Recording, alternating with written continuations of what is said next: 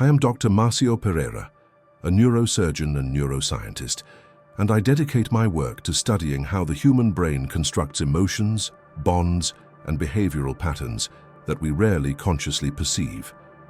Today, I want to talk about something that seems simple at first glance, but which hides one of the deepest conflicts of the human mind, the greatest emotional weakness of those who ignore you. At first glance, ignoring someone is often interpreted as a sign of strength, coldness, or emotional indifference. Socially, we learn to associate silence with psychological superiority, self-control, and in many cases, a supposed emotional maturity. The person who ignores seems in control of the situation, less involved, less dependent, less vulnerable. This is the superficial narrative, repeated in popular advice, motivational speeches, and even in certain simplistic interpretations of modern psychology. However, this interpretation ignores, and here the verb is deliberate, a much deeper layer of brain function. The human brain was not designed for genuine indifference. It was shaped for group survival, for the constant reading of social cues, and for maintaining bonds that ensure emotional and physical protection. Ignoring someone is not a neutral state of the brain. It is an active, costly, and often defensive response. When someone chooses to ignore something, what we observe is not an absence of emotion, but a continuous effort at emotional regulation. Silence doesn't arise from emptiness, but from the attempt to contain something that threatens to emerge. Faced with a connection that causes discomfort, the brain activates circuits linked to fear, the anticipation of emotional pain, and self-protection. The amygdala assesses risk, the dopaminergic system is in conflict between desire and frustration, and the prefrontal cortex tries to impose rational control over impulses that insist on returning. The socially accepted explanation is that those who ignore something simply don't care. Neuroscience, however, shows that true disinterest rarely requires effort. What doesn't matter doesn't require suppression, doesn't occupy mental space, and doesn't demand strategies for distancing oneself. Ignoring is a behavior that consumes psychic energy because it presupposes the existence of something that needs to be kept out of consciousness. There is, therefore, a fundamental contradiction right at the beginning of this story. If ignoring something were a sign of emotional strength, it wouldn't require constant internal vigilance. It wouldn't require avoiding certain thoughts, suppressing impulses for contact, or silently justifying one's own absence. The brain only defends itself against what it perceives as potentially disruptive. Throughout life, we learn to confuse control with emotional health. We are taught not to show our feelings, not to react, not to expose ourselves. But the brain doesn't interpret these social rules as maturity. It interprets them as a threat to emotional security. And faced with this threat, the organism doesn't strengthen itself. It shuts down. Translated from Portuguese to English, www.onlinedoctrines come the question that begins to form, still in an uncomfortable and difficult to accept way, is simple and disturbing at the same time. If ignoring something were truly a sign of strength, why would the brain need to protect itself so much to maintain that silence? When we observe the behavior of those who ignore more closely, we begin to realize that silence is rarely passive. It functions as a sophisticated defense mechanism, built not to demonstrate detachment, but to avoid a specific type of emotional suffering that the brain finds difficult to consciously regulate. Ignoring, in this context, is not an absence of connection, but an attempt to control it from a distance. The human brain reacts to emotional bonds by activating deep attachment systems. These systems do not clearly differentiate between what we call love, interest, expectation, or emotional dependence. They all involve the release of dopamine, oxytocin, and other neurotransmitters associated with the anticipation of reward and the feeling of relational security. When a bond begins to generate uncertainty, frustration, or a threat to self-image, the same system that produced the connection begins to produce anxiety. A simplistic explanation would say that, faced with this discomfort, the person simply loses interest. But the brain rarely abandons something that has activated its reward circuits without resistance.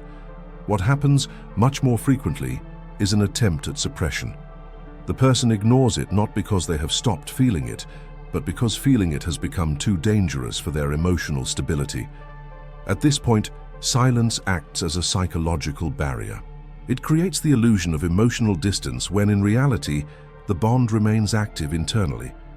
The brain tries to reduce external stimuli, messages, encounters, memories, to decrease the emotional activation that it no longer knows how to regulate.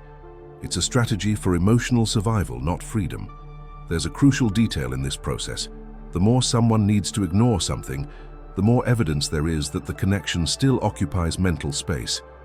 The brain doesn't invest resources in neutralizing what doesn't represent a risk. Ignoring requires constant internal monitoring. It requires justifying one's own absence. It requires sustaining a silent narrative of control that is rarely as solid as it seems. Furthermore, silence creates a momentary feeling of relief. By avoiding contact, anxiety temporarily decreases, reinforcing the avoidance behavior. The brain quickly learns this pattern. Avoidance generates relief.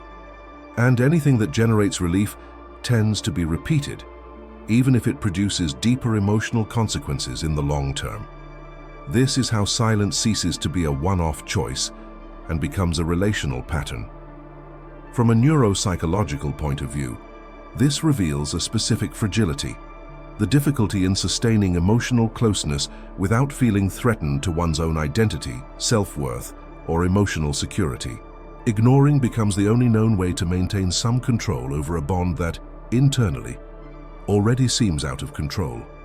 The question that is beginning to arise, still without a comfortable answer, is inevitable. What exactly would that person be feeling if they didn't have to expend so much energy pretending not to feel anything? As we delve deeper into this analysis, it becomes impossible to ignore a central conflict that runs through the behavior of those who ignore: the simultaneous coexistence of desire and self-protection. The human brain does not operate in straight lines. It is a system of opposing forces, constantly negotiating between the search for connection and the need to avoid pain. When someone ignores, these two forces have not disappeared. They have collided. The desire for connection activates ancient circuits linked to social survival. Being seen, recognized, and validated activates dopamine, reinforces the feeling of belonging, and sustains emotional identity. At the same time, past experiences of rejection, abandonment, or loss teach the brain that proximity can be dangerous. This learning is not rational. It is inscribed in the circuits of emotional memory and begins to operate as an automatic warning system. Ignoring the situation arises precisely at this point of tension. The brain desires connection, but anticipates pain. It wants to get closer, but fears losing control, being exposed, or becoming emotionally dependent on something uncertain. Silence presents itself as an intermediate solution. It doesn't fully connect, but it also doesn't break the bond definitively. It keeps the connection suspended, frozen, in a state that seems safe, but in practice prolongs the internal conflict. This ambiguity is not visible externally. To those observing from the outside, and especially to those who are ignored, the silence seems clear, direct, almost definitive. Internally, however, it is unstable.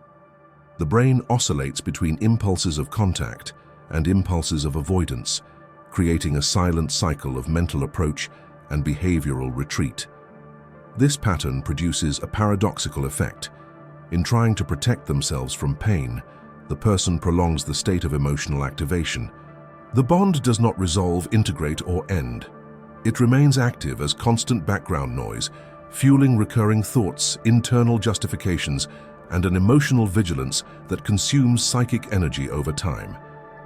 There is also an identity cost in this process.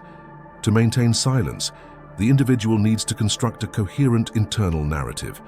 The idea that ignoring is a choice, that distancing is rational, that absence is a sign of strength. This narrative functions as a psychological anesthetic, but it requires constant maintenance. Any sign of weakness threatens to dismantle it. The brain then enters a state of continuous containment. It doesn't resolve the conflict, it only manages it. And managing a conflict is not the same as overcoming it. Over time, this strategy creates emotional rigidity, difficulty in effective communication, and a repetitive pattern of relationships being interrupted before they become too deep. The tension that builds here is silent, but persistent, and it inevitably leads to a question that is rarely consciously asked. To what extent does silence protect, and at what point does it begin to imprison? No emotional behavior forms in a vacuum. The way we deal with bonds, separations, and silences is profoundly shaped by social and cultural conditioning that we rarely question.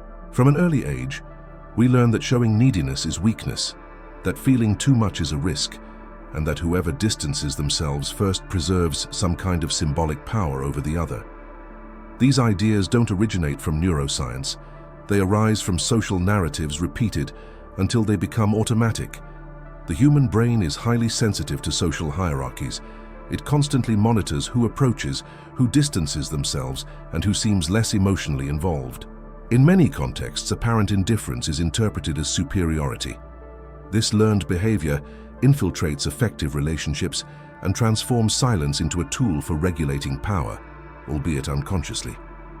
Ignoring something in this scenario is not just a response to fear, it's also an attempt at emotional repositioning. By distancing themselves, individuals try to restore a sense of control they feel they have lost. The brain associates control with security. Even if this control is illusory, it momentarily reduces the feeling of vulnerability. The problem is that this feeling is unsustainable. From a neurobiological point of view, the brain does not respond well to prolonged states of ambiguity.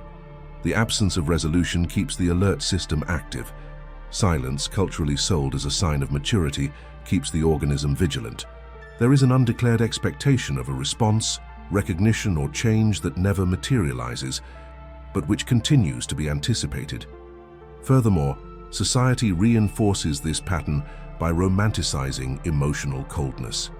Movies, self-help speeches, and even certain superficial readings of psychology suggest that not caring is synonymous with emotional autonomy. The brain, however, does not interpret this coldness as autonomy. It interprets it as isolation. And isolation for a social nervous system is perceived as a threat. Indifference, when observed closely, reveals itself to be a performance. It needs to be sustained, reaffirmed, and often displayed. The individual ignores, but observes. They distance themselves, but monitor. They avoid direct contact, but remain emotionally connected indirectly. This state creates a silent weariness that is rarely recognized as suffering because it does not manifest explicitly. Over time, this pattern crystallizes. Relationships begin to be experienced as fields of control and withdrawal, not of exchange and presence. The person learns to leave before being affected, to remain silent before exposing themselves, to disappear before becoming dependent. The brain adapts to this mode of functioning, but this adaptation does not occur without cost. And the tension that is now building up is not just in the ignored connection, but in the individual's own emotional structure. The question that is beginning to creep in is uncomfortable and difficult to avoid. Who really pays the emotional price for maintaining the illusion of indifference for so long? The human brain is extraordinarily adaptable, but this adaptability should not be confused with the absence of consequences. When silence and withdrawal become recurring strategies for emotional regulation, something begins to reorganize internally.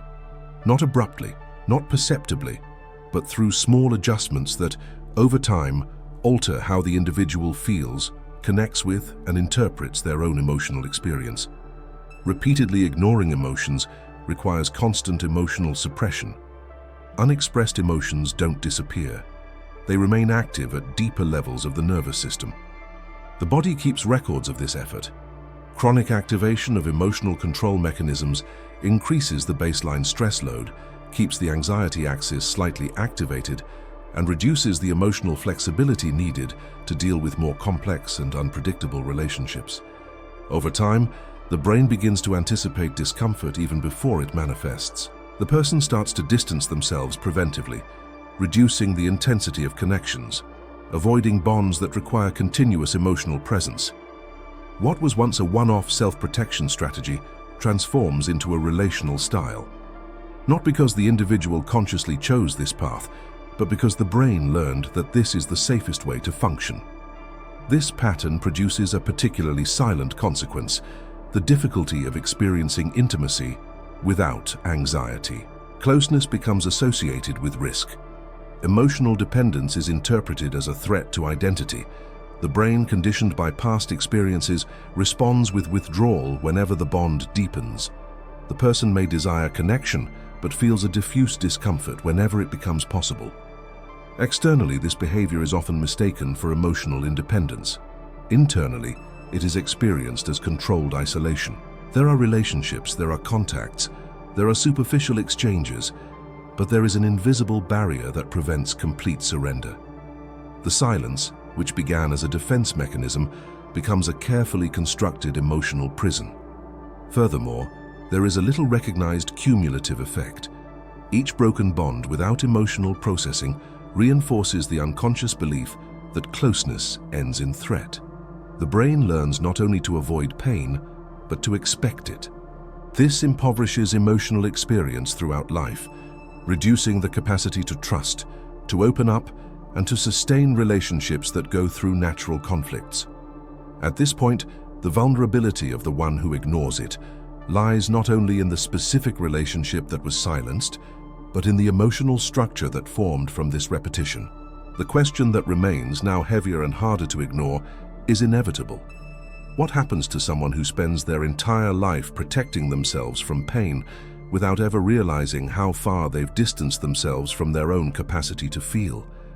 When we observe silence not as an isolated act, but as a sustained pattern over time, it ceases to seem like a casual choice and begins to reveal itself as a psychological portrait. Ignoring someone is not just a behavior directed at the other person, it is, above all, a form of relationship with oneself. The brain, by opting for distance, is trying to preserve an internal image of security, coherence, and control, even if this requires a high emotional cost. The greatest emotional weakness of those who ignore others lies not in the absence of feeling, but in the difficulty of tolerating their own vulnerability.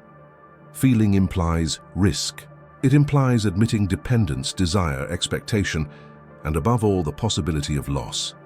For some brains, shaped by early experiences of insecurity or by rigid cultural conditioning, this risk is perceived as unacceptable.